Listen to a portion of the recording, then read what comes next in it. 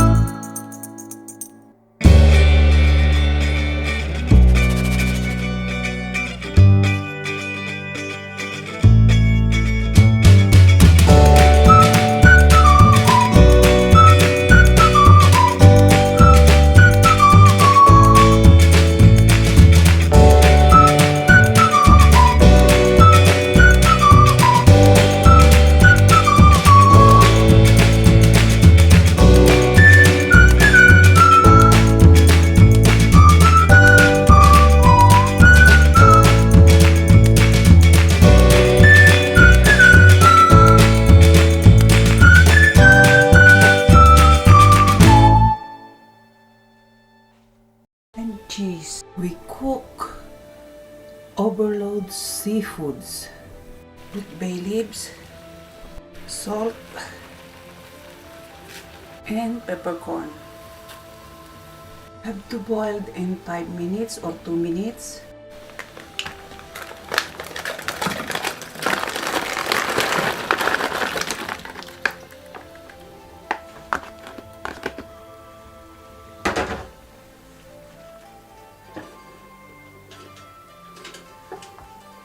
Boiled in 2 minutes. Sinusel.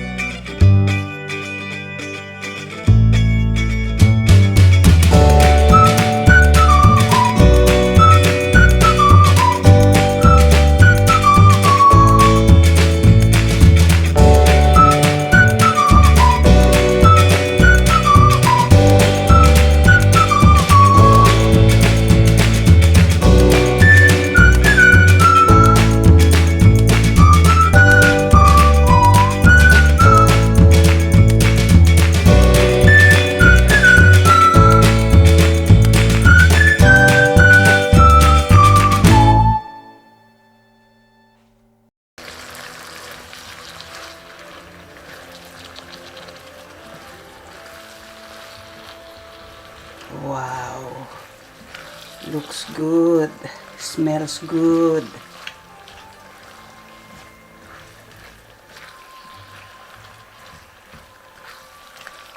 And then put cheese on top.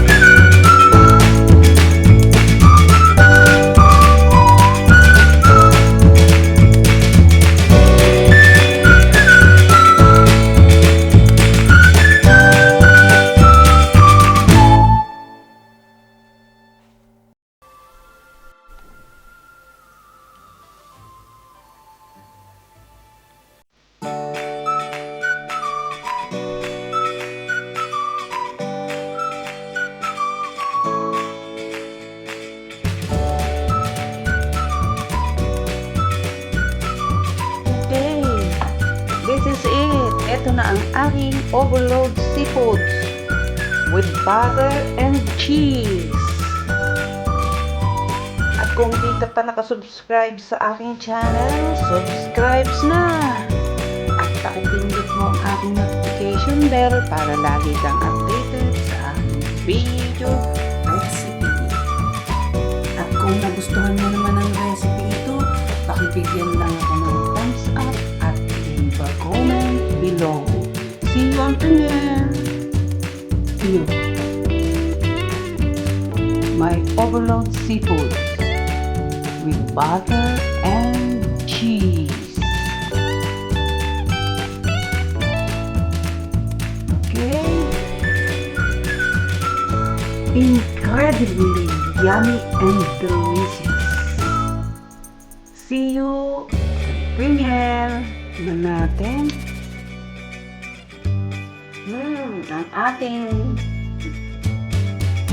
what is this? Ang crab meat.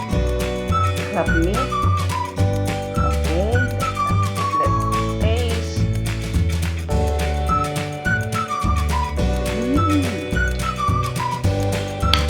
Lekker!